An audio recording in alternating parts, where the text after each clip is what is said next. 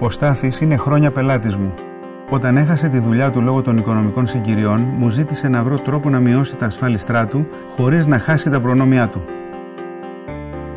Έτσι, τον ασφάλισα στην Prime. Και όπως ήρθαν τα πράγματα, ο Στάθης χρειάστηκε την εταιρεία αμέσως. Σε μία εκδρομή για σκι τραυμάτισε σοβαρά το πόδι του. Οι εξετάσεις έδειξαν ρήξη συνδέσμου.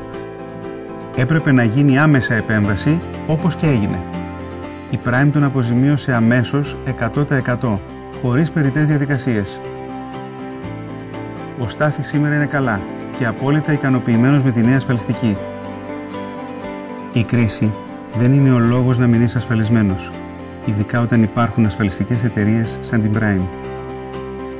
Η Prime ήταν εκεί για μένα όταν τη χρειάστηκα.